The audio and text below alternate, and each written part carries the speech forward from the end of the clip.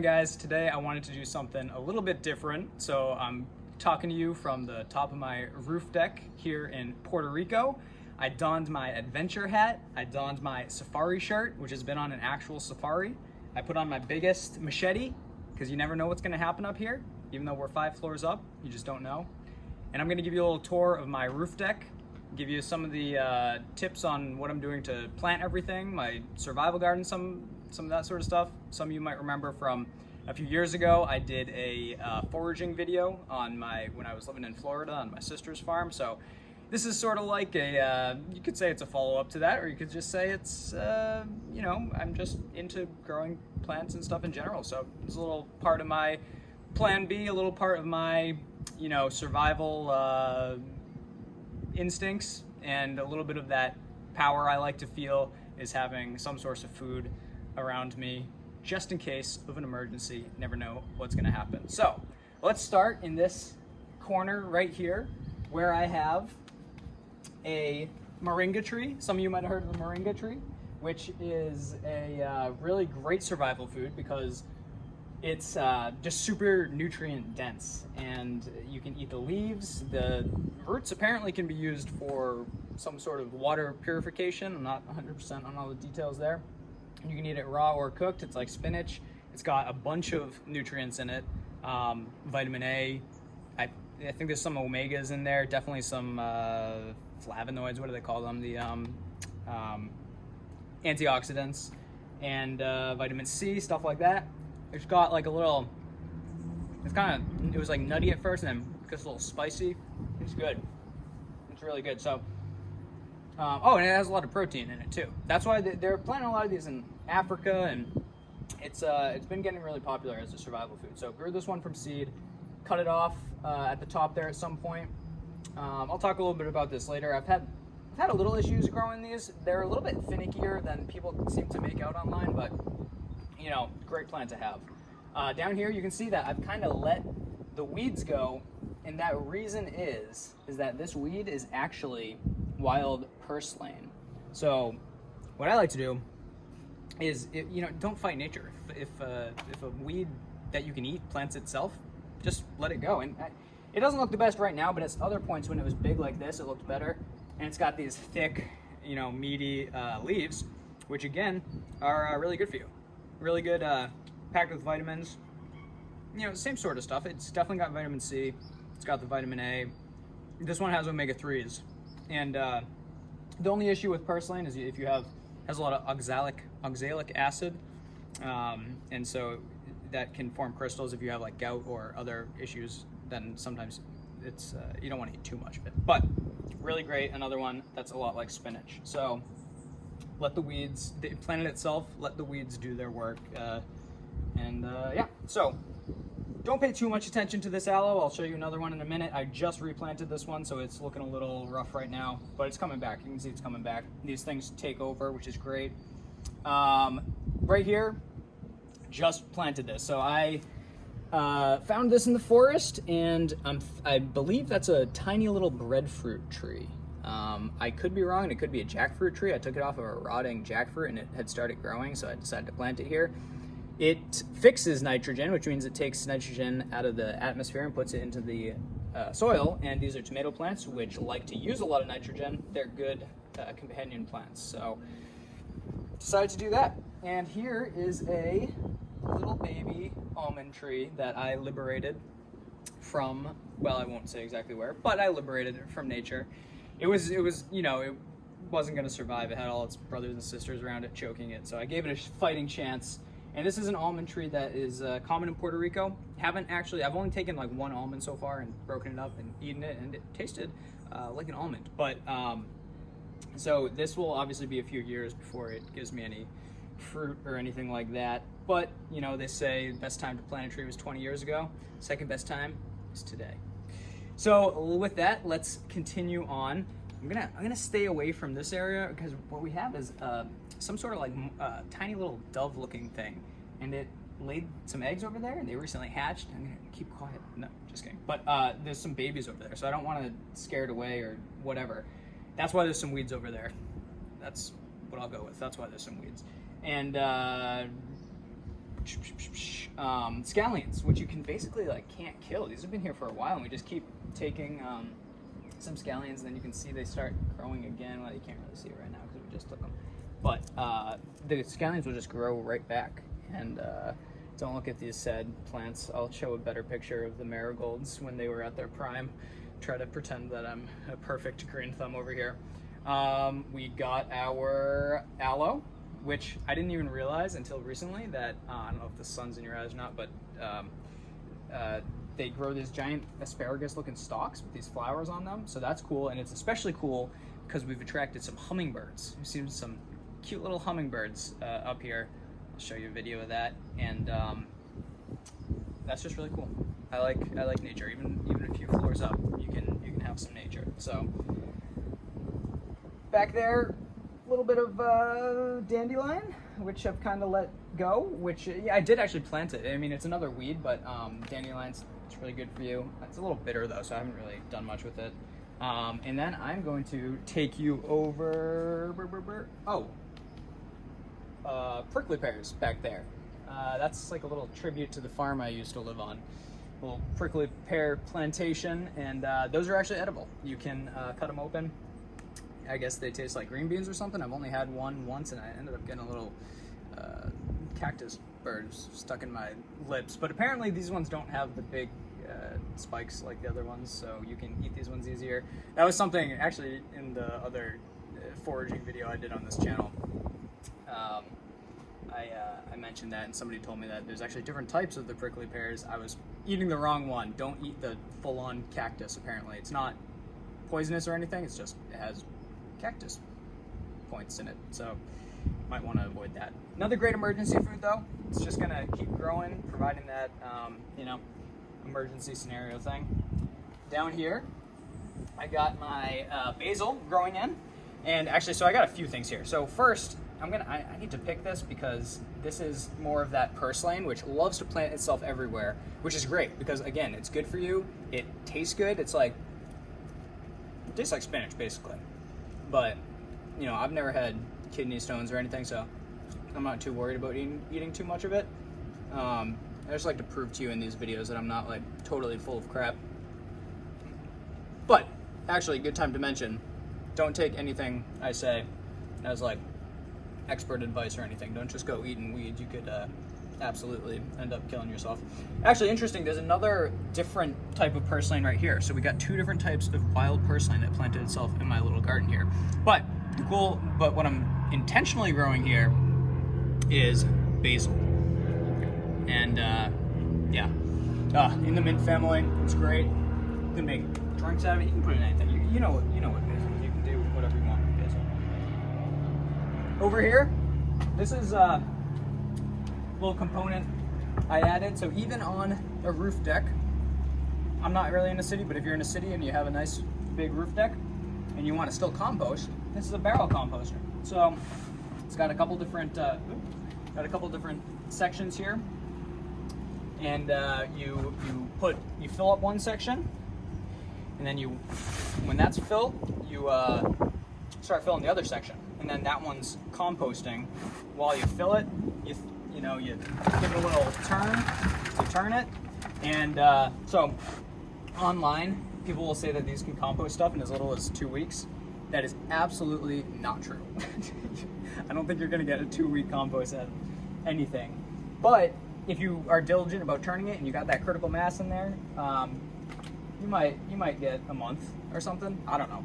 I've never gotten it that quick, but I also didn't fill it up as quick. So, but you know, cool way to use those food scraps, keep everything composting. If it gets a little, if it starts getting too moist or too, if it smells bad, you can add a little cardboard in there, because usually it's going to be like a balancing thing. There's plenty of videos to watch on that. I don't have to explain composting to y'all.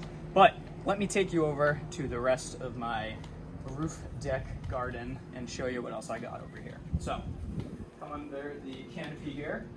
And I bought this one just as a little ornamental. It's a money tree, and you can see they weave these stalks, or the trunks, and they make a nice little weave there, and it's beautiful. Mine doesn't look great right now. I don't know if I didn't water it enough or something. somebody comment and tell me what I'm doing wrong. You guys are really good about that. And but I looked it up, and actually, you can eat money tree. I haven't done it. I'm not going to do it now. But apparently, these nice, soft, young leaves can be munched on. So another good survival food and a nice ornamental plant. You know, I like to double up. I like to do a little survival, little bit of beauty for my environment. All right, plantain. A lot like a banana tree. And these guys, it's a little windy up here. They get a little battered. But these, they were like $10 each, and they were about this tall. It'll probably take about a year for it to fruit. If it even does, I think I got a decent size barrel pot here that it's in. So I think it's enough for it to fruit. I should get some out of it, but it will be a little bit of time. The cool thing about these is that it's not a sweet fruit. So it's almost like growing a potato or something. There's these things in Puerto Rico, tostones, so good, dude. You know, slice it up like a little banana, but again, it's not sweet. Fry it, smash it, fry it again. It's like, oh man, so good. So yeah, I'll have that at some point. I don't know when. This is just an ornamental bromeliad, some sort of bromeliad.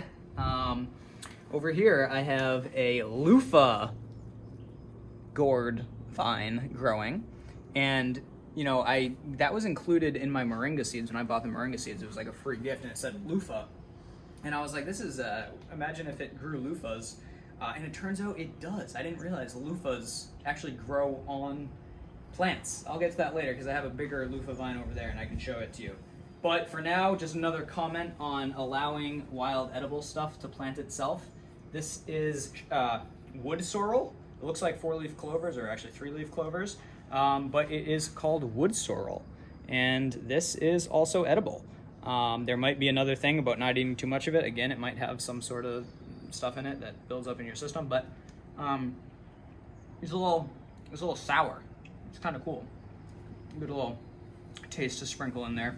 I like how, you know, sour, different. And then, yet again, the purslane just, little spider attacked. See, this is why I have this. You never know what you're gonna run into. Purslane plants itself, and it kind of looks nice too. I feel like that looks pretty nice. So I'll keep it, you know.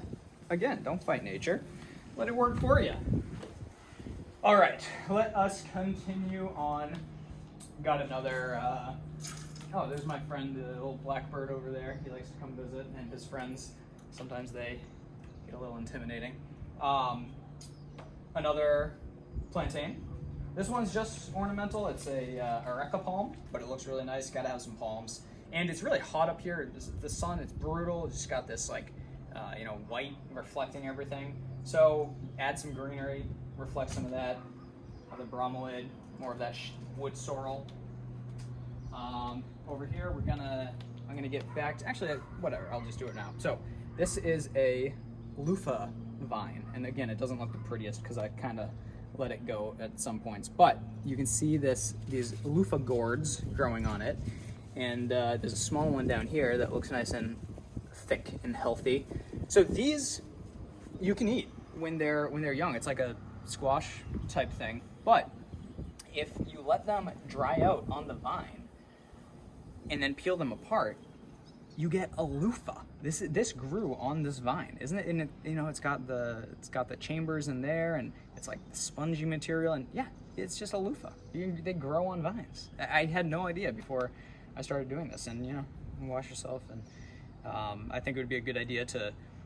I've made soap before, and if you could pour the soap in here and let it go throughout the whole thing, and then slice it up and be like a little built-in loofah with your soap. So there's a free idea for you if you want to get crazy. Again, multi-purpose, you know, loofahs, survival if you need to eat something. Another good idea. Over here we got another ARECA. We got a couple more of these baby moringas, and then we have some bamboo. You know how they tell you bamboo, it grows so easy, and it just, you know, you can't stop it.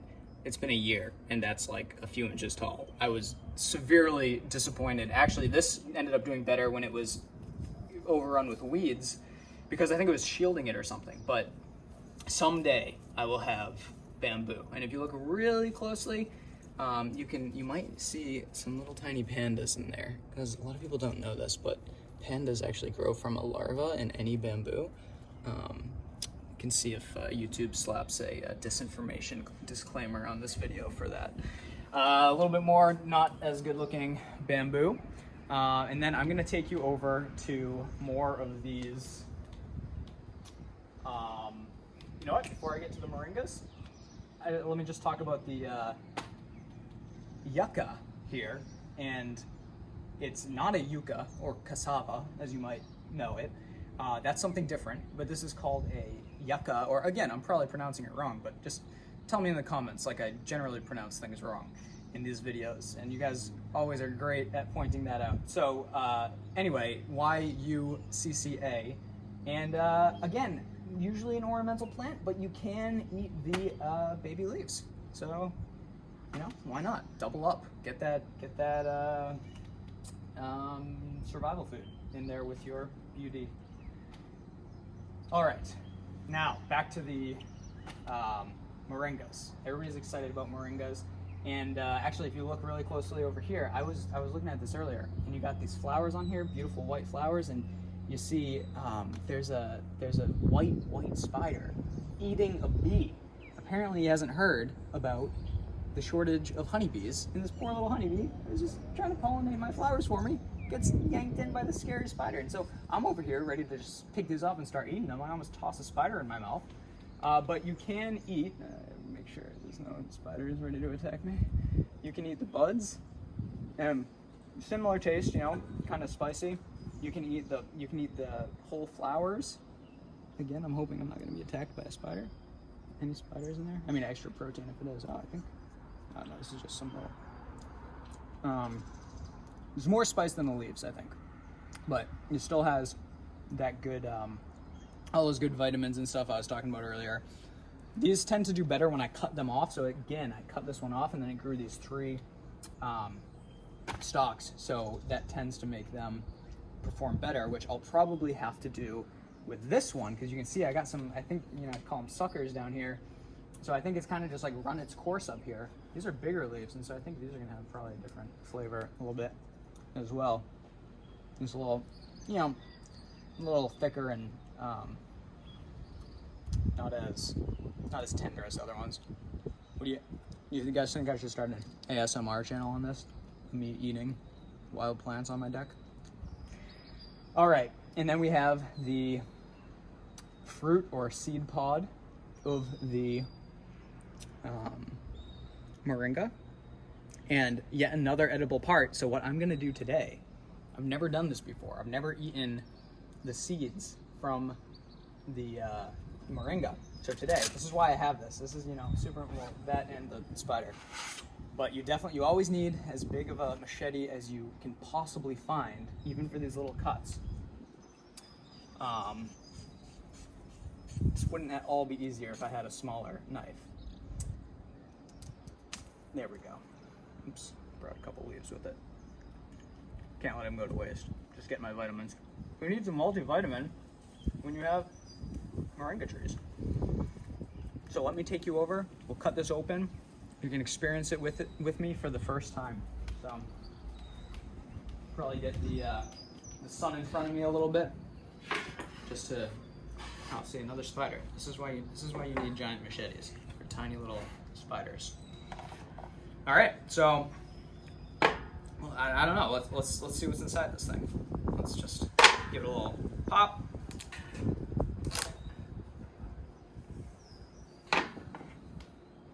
Okay, you can see a little meat. Okay. And some people say you can cook the whole thing too, so you don't actually have to just eat the seeds. But actually, I don't know. Can I eat this raw? I don't know if you can eat it raw. Yeah, I might cook it. It tastes like a green bean, actually. Oh, and here are the seeds. And when they're dry, they come like this, and they're in this weird little pod. Let's see what a fresh seed tastes like.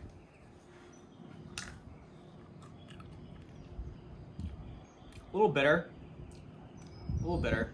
It has that same sort of spice. You know, it's pretty bitter. I wonder if you need to cook these. Probably out here poisoning myself on video. I'm gonna get a little water. I could see how it would be good. Maybe I didn't leave it long enough. Maybe it needs to dry out more.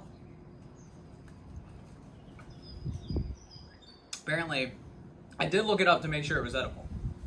But apparently I need to do a little bit more research about the best way to prepare this. So, but anyway, that's the inside of a moringa. And with that, I think that's gonna conclude for today. You know, got you a little tour of the rooftop garden in Puerto Rico, a little bit of my survival food, a little bit of my beautiful environment, and you know, maybe if you guys like this sort of video, we'll do it again. There's plenty more to talk about. There's coconuts out there. We can climb a coconut tree and open up the coconuts. We can forage, what else is there? Oh, there's more almonds to forage. There's seaweed or something else. But yeah, let me know what you think of this type of video instead of the typical me ranting about politics. And again, I'm Joe Jarvis. Come back and see me again soon.